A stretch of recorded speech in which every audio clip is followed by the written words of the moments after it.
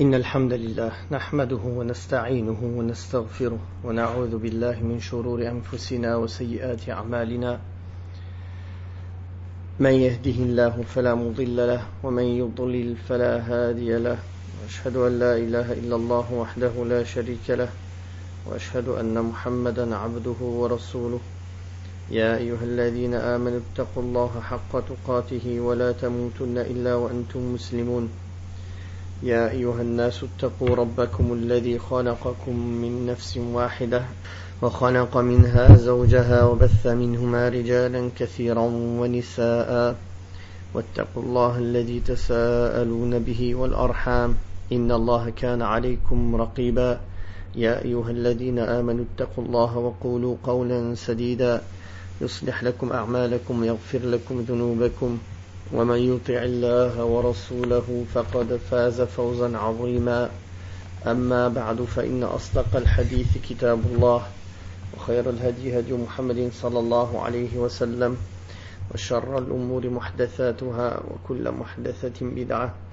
وكل بدعة ضلالة وكل ضلالة في النار. Nous reprenons par la grâce d'Allah subhanahu wa ta'ala après une longue interruption les cours en direct sur Radio Sunnah concernant le tafsir, l'exégèse du Coran al-Karim. Par la grâce d'Allah subhanahu wa ta'ala, nous avons déjà pu terminer auparavant le tafsir de Surat al-Fatiha et de Surat al-Baqarah en entier, ainsi que le tafsir, l'explication, l'exégèse du juz de la partie Amma, al-Naba, c'est-à-dire les deux derniers hizb ou le dernier juz du Coran. Vous pouvez retrouver tout cela sur le site internet, Inch'Allah, durussunna.com. Alors nous continuons maintenant avec la partie du Coran qui est juste après le juz de Naba en partant de la fin, qui commence par Surat al-Mulk, ou bien qui est nommée aussi Surat Tabarak, qui est une sourate mécoise qui a été révélée à la Mecque et sur laquelle il y a des hadiths du prophète sallallahu alayhi wa sallam qui montre sa vertu. D'ailleurs, le messager d'Allah sallallahu alayhi wa sallam a dit dans le hadith rapporté par l'imam Ahmed, le hadith d'Abu Huraira, en vérité, il y a dans le Coran une sourate de 30 versets qui intercède en faveur de celui qui la récite jusqu'à ce qu'il soit pardonné. Il s'agit de la sourate débutant par Tabarakalladhi biyadihi al-mulk. Béni soit celui dans la main de qui est la seigneurie ou la royauté. Surat al-Mulk, c'est une sourate de 30 versets qui commence par أعوذ بالله من الشيطان الرجيم بسم الله الرحمن الرحيم تبارك الذي بيده الملك وهو على كل شيء قدير الذي خلق الموت والحياة ليبلوكم أيكم أحسن عملا وهو العزيز الغفور الذي خلق 7 سماوات طباقا ما ترى في خلق الرحمن من تفاوت فارجع البصر هل ترى من فطور ثم ارجع البصر كرتين ينقلب إليك البصر خاسئا وهو حسير. Donc là on a récité du 1er au 4e verset. Wallah tabaraka wa ta'ala dit dans le sens de ces versets: béni soit celui qui détient le pouvoir suprême et qui est omnipotent, celui qui a créé la mort et la vie pour vous éprouver et connaître ceux d'entre vous qui sont les meilleurs en œuvre. C'est lui le tout-puissant, le tout-clément, qui a créé les 7 cieux superposés sans qu'on puisse déceler dans l'œuvre du tout-clément aucune faille. Lève donc les yeux vers le ciel. Y aperçois-tu la moindre lacune? Lève-les encore et encore. Ton regard reviendra vers toi, déçu et incapable d'y trouver une faille, et harassé. Dans le sens des versets. Dans le début de cette sourate, Allah tabaraka wa ta'ala dit: béni soit celui qui détient le pouvoir suprême, c'est-à-dire qu'il est glorifié et exalté, et que les bienfaits d'Allah tabaraka wa ta'ala sont infinis et sont indénombrables, sont très nombreux, et que sa bienfaisance est générale. Parmi les signes de sa toute-puissance, c'est qu'il détient le royaume du monde supérieur et inférieur, qu'il a créé subhanahu wa ta'ala et dont il dispose comme il le désire. Il dispose de ce royaume comme il le désire avec ses décrets universels, c'est-à-dire quand il décrète qu'une chose doit se passer, et ses décrets religieux, c'est-à-dire les lois religieuses, qui découlent tous deux de sa sagesse subhanahu wa ta'ala. Aussi, parmi les signes de la toute-puissance d'Allah subhanahu wa ta'ala, il y a la perfection de son pouvoir qui s'étend à toute chose et avec lequel il a créé les grandes créations comme les cieux et la terre. Celui qui a créé la mort et la vie, c'est-à-dire qu'il a déterminé pour ses serviteurs de les créer, puis de les faire mourir, pour pouvoir les éprouver, pour vous éprouver et connaître ceux d'entre vous qui sont les meilleurs en œuvre. Ayyukum ahsanu amala, les meilleurs en œuvre, et non pas ceux qui font le plus d'œuvres en quantité. Allah Ta'ala a dit les meilleurs en œuvre. Et les meilleurs en œuvre, ce sont les œuvres qui sont faites les plus sincèrement pour Allah Ta'ala, c'est-à-dire les plus sincères des œuvres, et les plus conformes, c'est-à-dire celles qui sont conformes à la législation de Muhammad sallallahu alayhi wa sallam. Voici les meilleures œuvres. Donc les meilleures œuvres sont celles qui réunissent ces deux attributs, les plus sincères et les plus conformes à la sunna du prophète alayhi salatu wa sallam. En effet, Allah tabaraka wa ta'ala a créé les êtres et les a établis dans cette demeure terrestre en les informant qu'ils seront transportés vers une autre demeure. Il leur a ordonné des choses et en a interdit d'autres. Et il les a éprouvés par les plaisirs, les délices et les passions opposées aux ordres d'Allah subhanahu wa ta'ala. Celui qui obéit aux ordres d'Allah subhanahu wa ta'ala et fait de bonnes œuvres, Allah tabaraka wa ta'ala sera généreux avec lui dans la rétribution, et ceci dans les deux mondes. Alors que celui qui penche vers les plaisirs de l'âme et il rejette les ordres d'Allah tabaraka wa ta'ala aura une très mauvaise rétribution, qu'Allah nous en préserve. Puis Allah ta'ala dit, c'est lui le tout-puissant, c'est-à-dire qui possède la puissance totale, avec laquelle il a assujetti toutes choses et grâce à laquelle se sont soumises toutes les créatures. Le tout clément, wa huwa al-azizu al-ghafour, le grand pardonneur, al-ghafour, c'est-à-dire envers les pécheurs, les fautifs et les négligents. Surtout si ces pécheurs, ces fautifs et ces négligents se repentent à Allah tabaraka wa ta'ala et reviennent vers lui. Il leur pardonne leurs péchés, même s'ils atteignaient les cimes du ciel. Et il voile et il cache leurs défauts, même s'ils remplissent la terre. Qui a créé 7 cieux superposés? C'est-à-dire que les cieux sont l'un au-dessus de l'autre et non en une seule couche. Il les a créés dans la plus parfaite harmonie et perfection, sans qu'on puisse déceler dans l'œuvre du tout clément aucune faille, c'est-à-dire aucune lacune ou aucune imperfection, dans la mesure où il n'y a aucune imperfection de quelque nature que ce soit dans cette création et dans cette immense œuvre.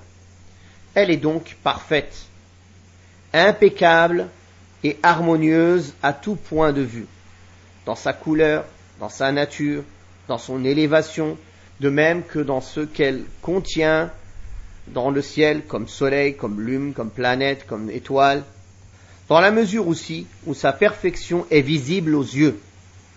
Allah tabaraka wa ta'ala a ordonné qu'on regarde et que l'on contemple en disant « Lève donc les yeux vers le ciel.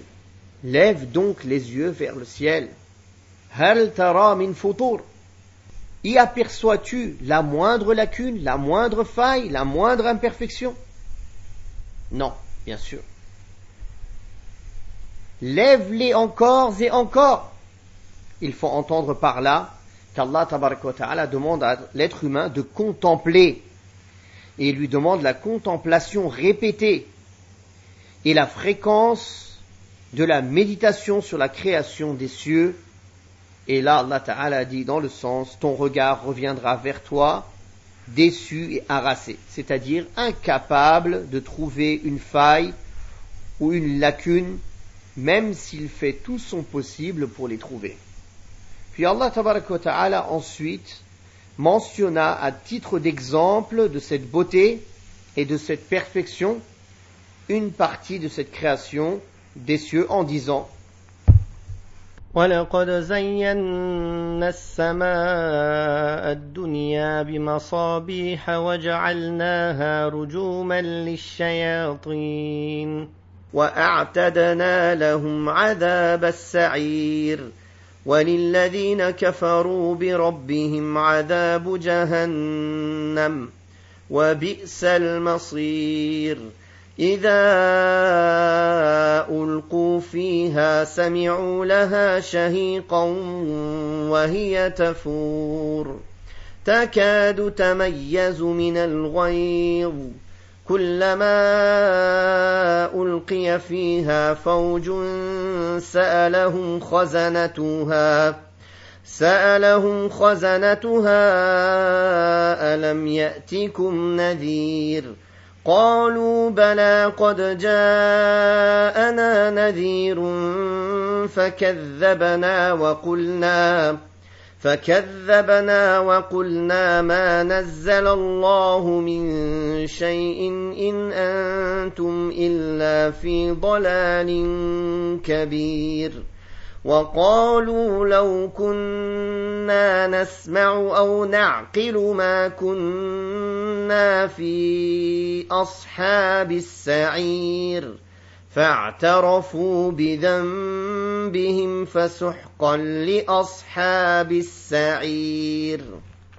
Donc là nous avons récité du verset 5 au verset 11 de la sourate où Allah tabaraka wa ta'ala dit dans le sens de sa parole: Nous avons orné le ciel le plus proche de luminaires dont nous faisons des projectiles pour lapider les démons auxquels nous avons préparé le supplice de l'enfer. C'est le supplice de la Jahannam qui est réservé à tous ceux qui renient leur Seigneur, et quelle triste fin sera la leur. Quand ils y seront précipités, ils entendront les sanglots des damnés au milieu du bouillonnement de l'enfer qui, peu s'en faut, n'explose de rage. Et chaque fois qu'une nouvelle fournée de damnés y est jetée, les gardiens leur demandent: Quoi, personne n'est donc venu vous avertir? Mais si, répondront-ils, nous avons bien eu un prophète, seulement nous l'avons traité d'imposteur. Et nous lui avons dit: Allah n'a absolument rien révélé. Vous êtes, toi et tes adeptes, dans un profond égarement. Si nous avions écouté, ajouteront-ils, et si nous avions réfléchi, nous ne serions pas ici avec les hôtes de ce brasier. Allahu Akbar. Donc, dans ce passage, Allah tabaraka wa ta'ala nous informe: nous avons orné et embelli le ciel le plus proche que vous voyez, c'est-à-dire le premier ciel, de luminaire, c'est-à-dire les étoiles dans leur diversité de lumière et de clarté. Car s'il n'y avait pas ces étoiles, le ciel serait une voûte obscure, sans aucune beauté ni excellence. Mais Allah tabaraka wa ta'ala a placé ces étoiles comme embellissement du ciel, lumière et guidée pour les créatures dans les ténèbres de la terre et de la mer. De même, le Cheikh Sa'di rahimahullah a dit en parlant de ce verset: il n'y a aucune contradiction entre le fait qu'Allah ait embelli le ciel le plus proche de luminaire et celui de voir qu'un grand nombre de ces étoiles se trouvent au-dessus des 7 cieux. Car les cieux sont transparents, et c'est pourquoi cette beauté se manifeste à travers le ciel terrestre, bien qu'un grand nombre d'étoiles ne s'y trouvent pas. Puis Allah Ta'ala dit dans le sens dont nous faisons, c'est-à-dire de ces luminaires, des projectiles pour lapider les démons qui veulent écouter les nouvelles du ciel, qui veulent voler et écouter les nouvelles du ciel. C'est ainsi qu'Allah Tabaraka wa Ta'ala a fait de ces luminaires une surveillance du ciel contre les démons qui veulent saisir les paroles concernant les habitants de la terre. En effet, quand Allah Tabaraka wa Ta'ala décrète quelque chose pour les habitants de la terre, il prévient Jibril et les habitants des cieux qui en discutent entre eux. Puis, les démons essayent de voler ces informations en s'approchant des cieux et en écoutant les discussions des anges, pour après venir informer les sorciers et les autres shayatines, les autres démons qui travaillent avec eux sur terre. Et Allah Tabaraka wa Ta'ala a fait qu'il les lapide avec ces luminaires qu'Allah a mis dans le ciel, c'est-à-dire avec les étoiles. Ainsi Allah Tabaraka wa Ta'ala a-t-il fait des météores qui sont jetés à partir des étoiles, des projectiles qui sont jetés contre les démons dans cet univers. Et Allah Ta'ala dit, en parlant de ces démons et de ceux qui les ont suivis, auxquels nous avons préparé dans l'au-delà le supplice de l'enfer. Parce qu'ils se sont rebellés contre Allah Tabaraka wa Ta'ala. Et ils ont égaré les serviteurs d'Allah Tabaraka wa Ta'ala. C'est pour cela que leurs adeptes parmi les mécréants seront comme eux.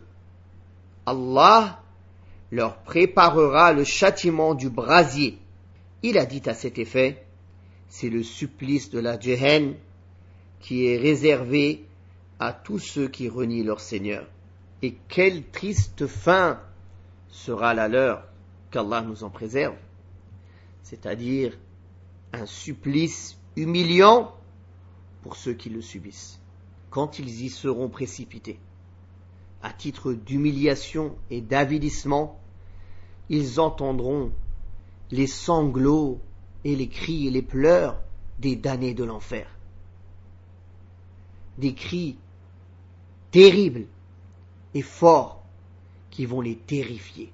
Au milieu du bouillonnement de l'enfer, qui peu s'en faut n'explose de rage en raison de son courroux contre les mécréants, qu'en sera-t-il alors lorsqu'ils y seront jetés?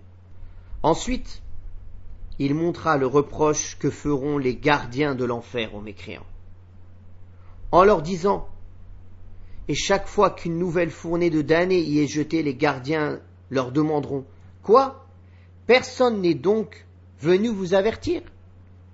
C'est-à-dire, est-ce que vous êtes étonnés de mériter l'enfer?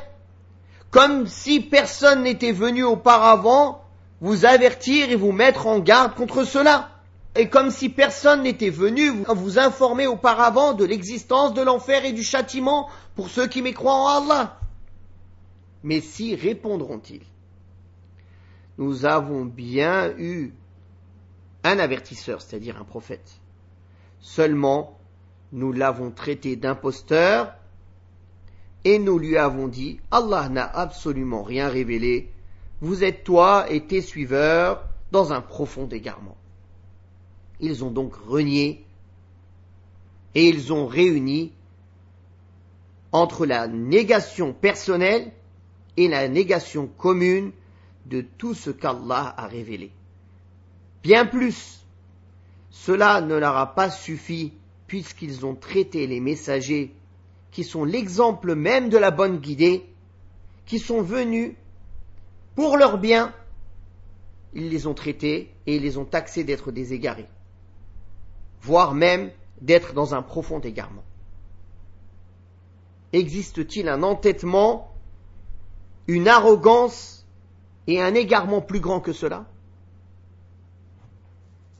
Puis, quand ils seront dans le châtiment et dans le brasier, ils diront, comme Allah Ta'ala nous dit dans cette sourate, si nous avions écouté, ajouteront-ils, en reconnaissant leur inaptitude à suivre la guidance et la bonne direction.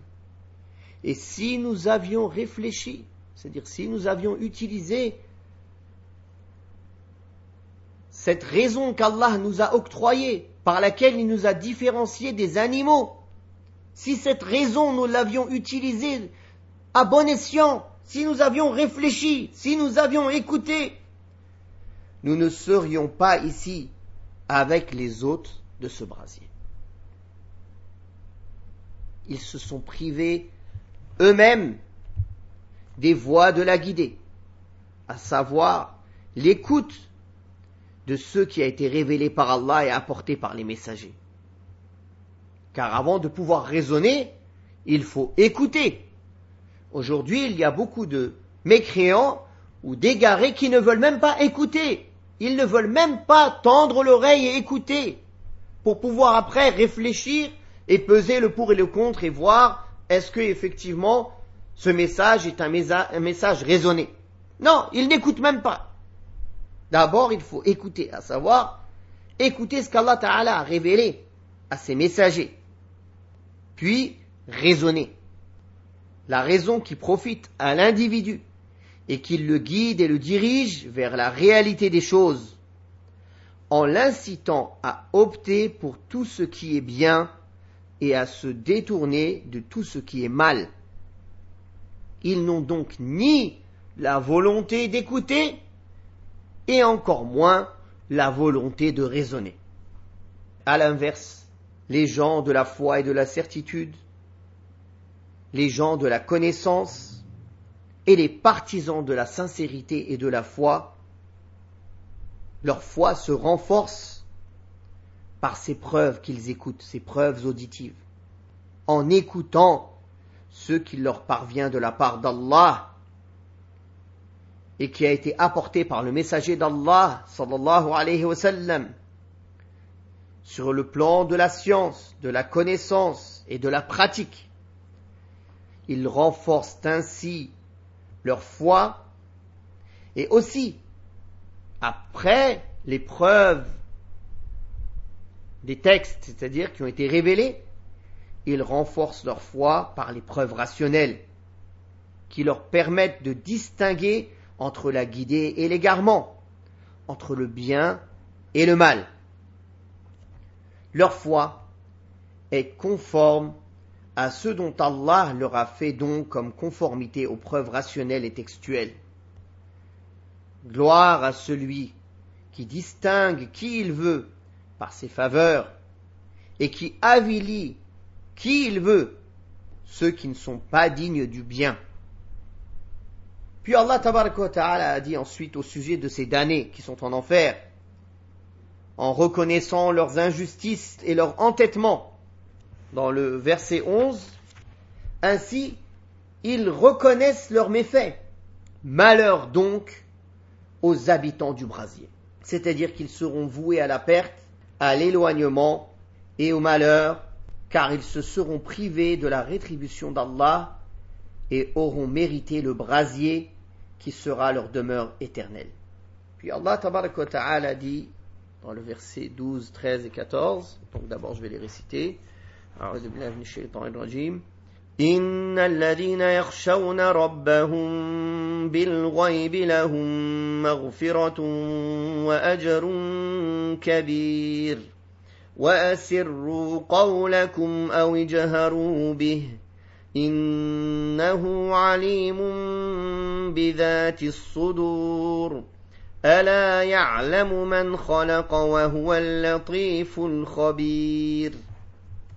Donc Allah tabaraka wa ta'ala dit dans le sens de sa parole, quant à ceux qui craignent leur Seigneur sans l'avoir vu auparavant, ceux-là obtiendront le pardon de leurs péchés ainsi qu'une magnifique récompense. Car peu importe que vous cachiez vos pensées ou que vous les divulguiez, Allah saura toujours ce que recèlent les cœurs.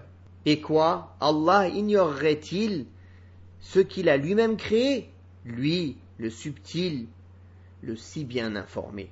Donc Allah tabaraka wa ta'ala après avoir rappelé l'état des réprouvés, des pervers, à rappeler l'état des bienheureux, des vertueux, des sincères, des croyants. En disant, quant à ceux qui craignent leur Seigneur sans l'avoir vu auparavant, c'est-à-dire dans toutes les circonstances de leur vie, qu'ils le craignent dans l'invisible, c'est-à-dire dans tous les moments cachés ou apparents, y compris dans les situations où seul Allah tabaraka wa ta'ala les voit.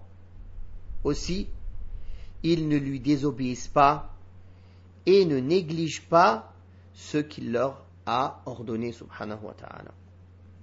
Ceux-là obtiendront le pardon de leurs péchés dans la mesure où Allah tabaraka wa ta'ala leur pardonne leurs péchés, il les met à l'abri de leurs méfaits et les préserve du châtiment de l'enfer, qu'Allah nous compte parmi eux. À ces gens-là, aux gens de la foi, une magnifique récompense, c'est-à-dire qu'Allah leur a préparé dans le paradis comme félicité éternelle un royaume considérable où il y a plaisir continu, des palais et des demeures élevées, des houris, des serviteurs, des enfants immortels.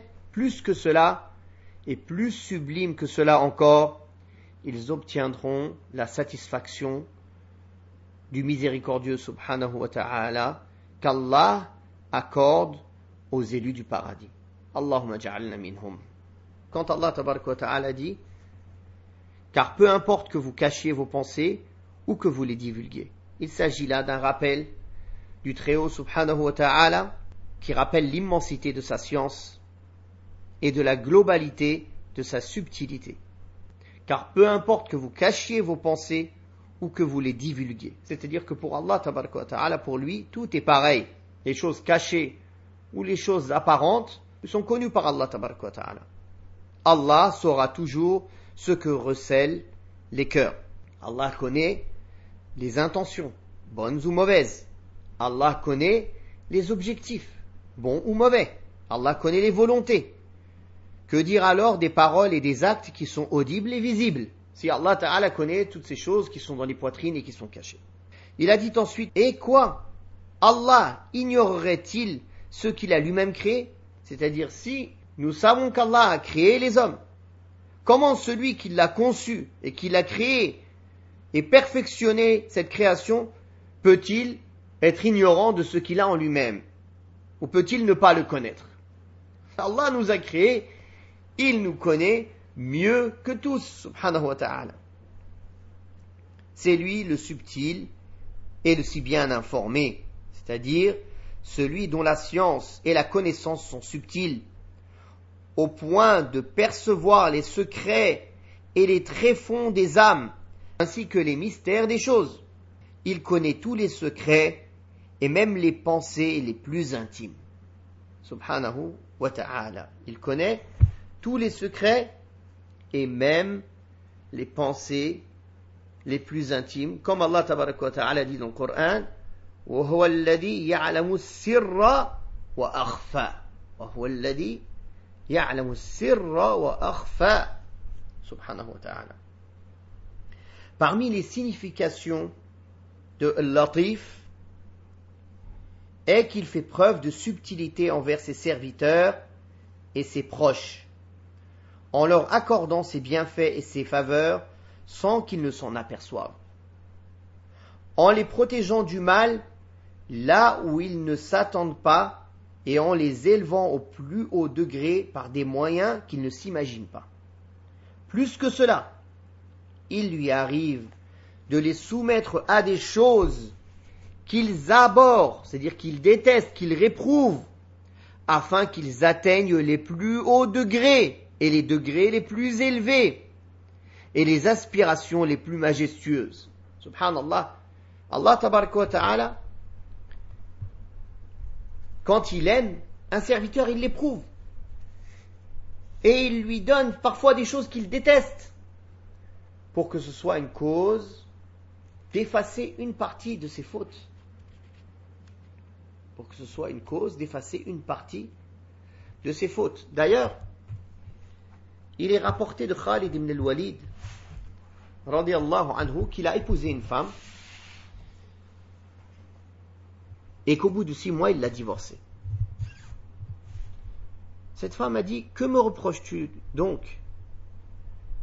Il lui a dit, je ne te reproche rien, mais en 6 mois, tu n'es jamais tombé malade, tu n'as jamais eu de fièvre, tu n'as jamais rien eu, aucun malheur.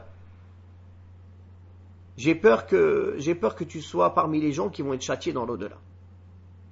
Pourquoi? Parce qu'en vérité, l'être humain fait des péchés, et des erreurs et des manquements. Tout être humain. Mais après cela, il y a 2 cas de figure. Celui qui a beaucoup de bonnes actions, alors, alhamdulillah, Allah tabaraka wa ta'ala lui efface ses péchés et ses erreurs par le nombre de bonnes actions qu'il fait. Le deuxième cas de figure, il n'a pas assez de bonnes actions pour effacer ses péchés. Alors obligatoirement, il faut qu'il des malheurs le touchent et des difficultés pour que ce soit une cause d'effacer ses péchés. Sinon, il sera châtié dans l'au-delà. S'il n'a ni l'un ni l'autre et qu'il est dans les péchés, cette personne doit savoir qu'il est dans un grand danger. S'il fait des péchés et il n'a pas beaucoup de bonnes actions pour effacer ses péchés, et il ne lui arrive jamais de malheur et de difficultés ou de maladies ou de fièvre, et qu'il patiente bien sûr sur ces choses-là, car s'il ne patiente pas, il ne fera que rajouter des péchés, alors qu'il sache qu'il est en danger, car cela veut dire que tous ces manquements et tous ces péchés attendent d'être payés dans l'au-delà. Qu'Allah nous en préserve. Nous en sommes au 15e verset de Sourate Al-Mulk. A'udhu billahi minash shaytanir rajim. هو الذي جعل لكم الأرض ذلولا فامشوا في مناكبها وكلوا من رزقه وإليه النشور أأمنتم من في السماء أن يخسف بكم الأرض فإذا هي تمور أم أمنتم من في السماء أن يرسل عليكم حاصبا فستعلمون كيف نذير ولقد كذب الذين من قبلهم فكيف كان نكير. Donc nous avons lu du 15e au 18e verset de Surat Al-Mulk. Dans le 15e verset, Allah tabaraka wa ta'ala dit dans le sens de sa parole, n'est-ce pas lui qui vous a soumis la terre?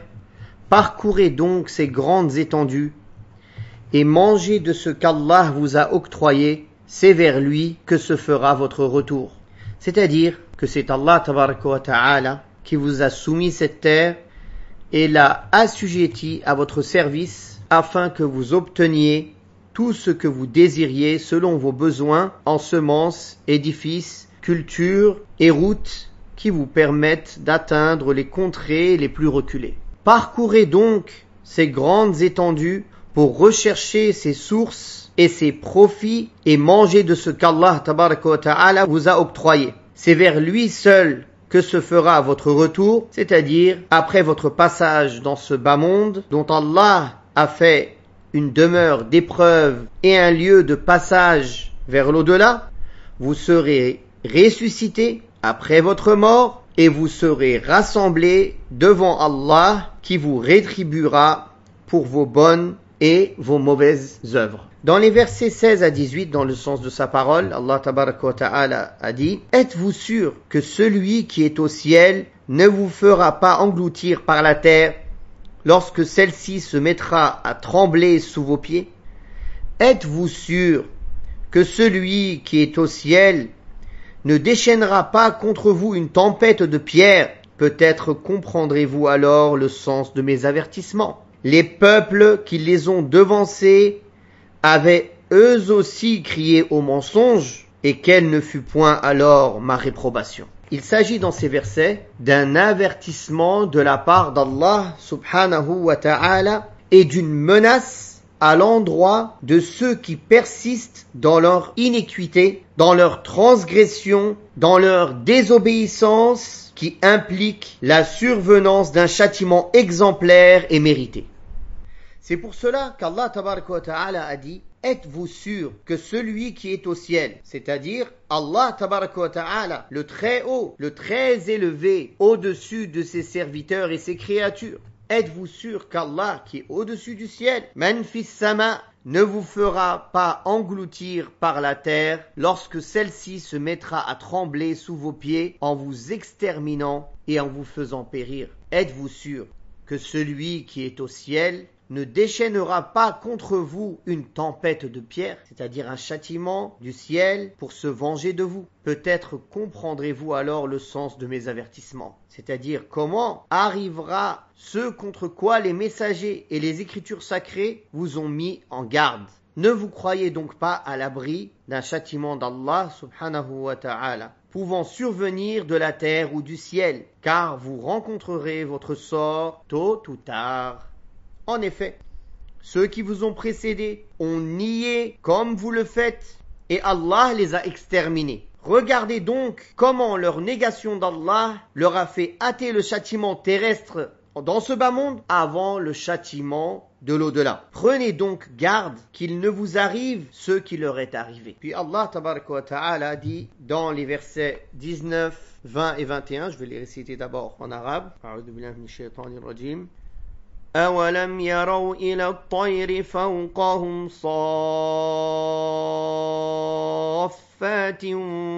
وَيَقْبِضْنَ مَا يُمْسِكُهُنَّ إِلَّا الرَّحْمَنُ إِنَّهُ بِكُلِّ شَيْءٍ بَصِيرٌ أَمَّنْ هَذَا الَّذِي هُوَ جُندٌ لَكُمْ يَنصُرُكُم مِّن دُونِ الرَّحْمَنِ إن الكافرون إلا في غرور أمن هذا الذي يرزقكم إن أمسك رزقه بل لجوا في عتو ونفور. Donc dans le verset 19, Allah tabaraka wa ta'ala dit dans le sens: n'ont-ils jamais observé les oiseaux planer au-dessus de leur tête, déployant et reployant leurs ailes sans rien qui ne les soutienne, hormis le miséricordieux qui veille sur toutes choses? Il s'agit là d'une incitation à regarder le monde des oiseaux qu'Allah tabaraka wa ta'ala a créé et à qui il a assujetti l'espace et l'air, où ils déploient leurs ailes pour voler et les reploient pour se poser. Ils restent ainsi à voler dans les airs en fonction de leur volonté et leurs besoins, sans rien qui ne les soutienne, hormis le miséricordieux. Car c'est lui, subhanahu wa ta'ala, qui leur a assujetti l'espace et a fait en sorte que leurs ailes et leur création soient dans un état de voler. Celui qui observe l'état des oiseaux et médite là-dessus peut voir le pouvoir du Créateur et sa bienveillance envers ses créatures et arriver à la conclusion qu'il est l'un, le seul et l'unique à qui l'adoration doit être consacrée. Le seul qui veille sur toute chose, c'est lui, subhanahu wa ta'ala, qui dispose de ses serviteurs selon ce qui leur convient et ce qu'implique sa sagesse, subhanahu wa ta'ala. Puis dans le verset 20 et 21, Allah ta'ala dit dans le sens: qui donc en dehors du miséricordieux peut vous servir d'armée et vous soutenir? En vérité, les négateurs nagent dans l'illusion et le leurre. Qui vous assurerait votre subsistance si Allah venait à la retenir? Et cependant, les impies s'obstinent dans leur arrogance et dans leur haine.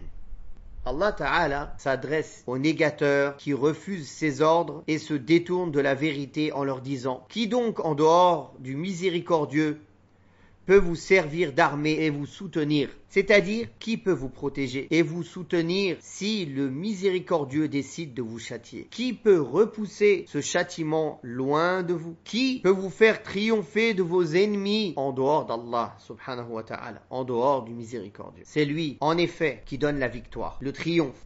C'est lui qui élève, qui rabaisse, qui rend puissant ou qui avilit. En dehors de lui, même si toutes les créatures se réunissaient pour assister une autre d'entre elles, elle ne pourrait lui être utile de rien, ne serait-ce le poids d'un atome ou d'une graine de moutarde. De même qu'elles peuvent en rien les protéger contre leurs ennemis. Et en persistant dans leur négation et leur égarement, après avoir su qu'il n'y a personne en dehors d'Allah tabaraka wa ta'ala qui peut les faire triompher et gagner, les mécréants font preuve d'arrogance et d'insolence. Qui vous assurerait votre subsistance si Allah venait à la retenir? C'est-à-dire que toutes les ressources sont entre les mains d'Allah subhanahu wa ta'ala. Toutes les ressources et la subsistance sont entre les mains d'Allah subhanahu wa ta'ala. Par conséquent, s'il les retient et ne vous les accorde pas, qui peut vous les envoyer? Les créatures ne sont pas capables d'assurer leur propre subsistance.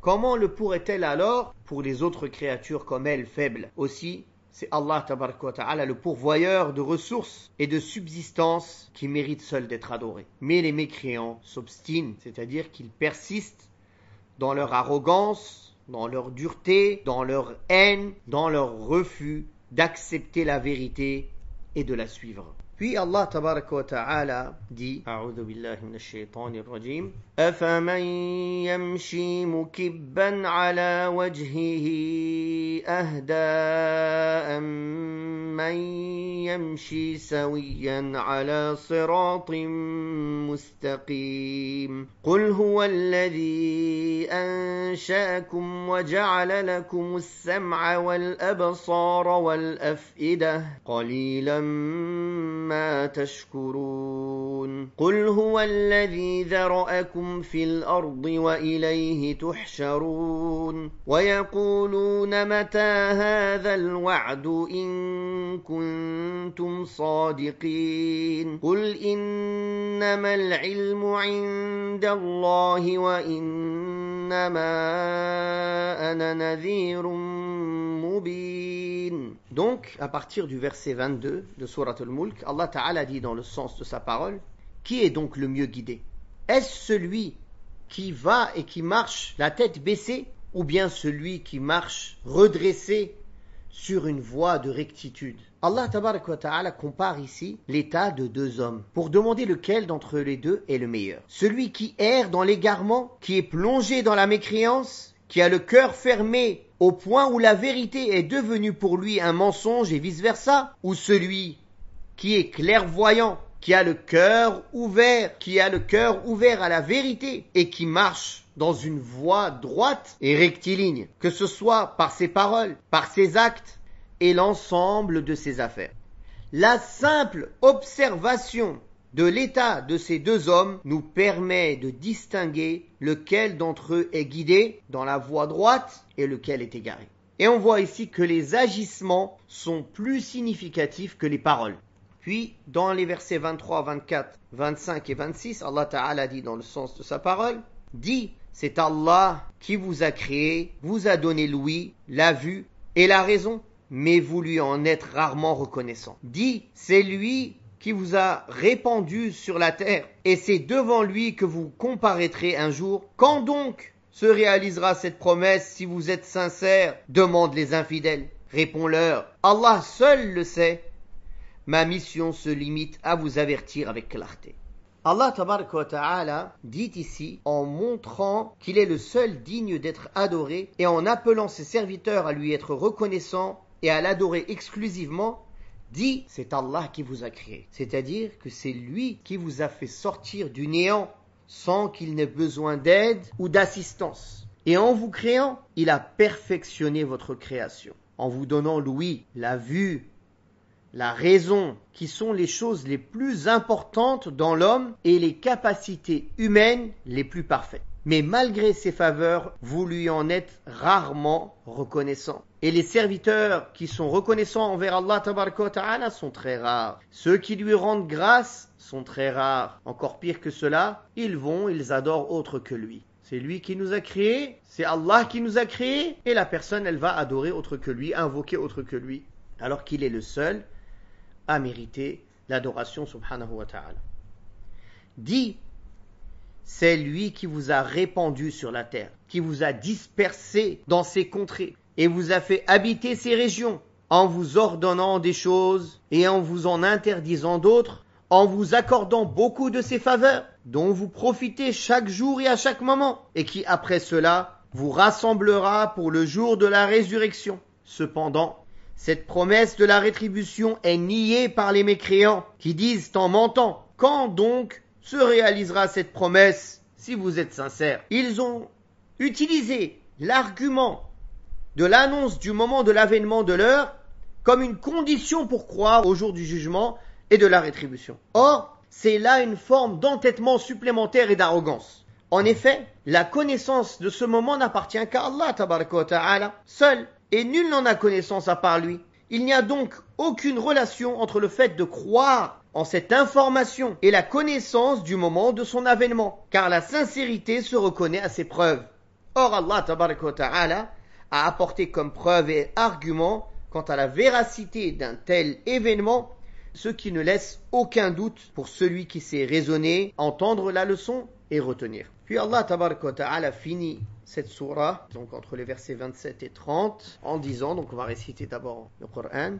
أعوذ بالله من الشيطان الرجيم فلما رأوه زلفة سيئت وجوه الذين كفروا وقيل هذا الذي كنتم به تدعون قل أرأيتم إن أهلكني الله ومن معي أو رحمنا فمن يجير الكافرين من عذاب أليم قل هو الرحمن آمنا به وعليه توكلنا فستعلمون من هو في ضلال مبين قل أرأيتم إن أصبح ماؤكم غورا فمن يأتيكم بماء معين. Donc Allah tabaraka wa ta'ala dit dans le sens de sa parole, entre les versets 27 et 30 de Sourate Al-Mulk, mais quand les mécréants ou les impies seront mis en face du châtiment, leurs visages seront horrifiés.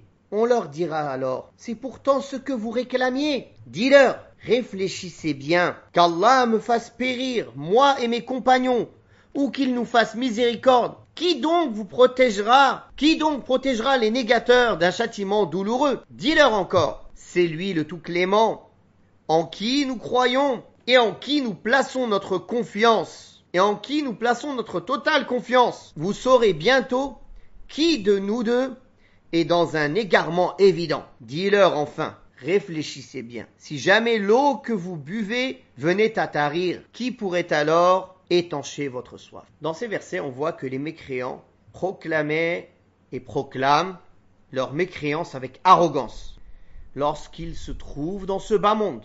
Mais une fois qu'ils seront dans l'au-delà et qu'ils seront mis en face du châtiment, cela les horrifiera et remplira leur cœur d'effroi. Leurs visages changeront de couleur à la vue du châtiment. Ils seront alors blâmés et on leur dira, c'est pourtant ce que vous réclamiez. C'est pourtant ce que vous réclamiez. Aujourd'hui, vous le voyez de vos propres yeux. La situation est devenue claire pour vous et il ne vous reste plus aucun moyen ni recours auquel vous attacher. Dans la mesure où les négateurs du prophète sallallahu alayhi wa sallam, qui ont rejeté sa mission, lui souhaitaient la mort et complotaient contre lui. D'ailleurs, c'est le cas en toute époque. Il y a toujours des ennemis qui complotent contre les prophètes et contre les suiveurs des prophètes, contre les croyants, et qui souhaitent leur mort, qui souhaitent leur mal, qui souhaitent se débarrasser d'eux, qui voient que tout leur malheur, il est lié aux croyants. Alors Allah tabaraka wa ta'ala lui a demandé de leur dire, même si vos vœux se réalisaient et qu'Allah me fasse périr moi et mes compagnons, vous n'en tireriez aucun avantage, car vous avez nié les versets d'Allah et mérité le châtiment.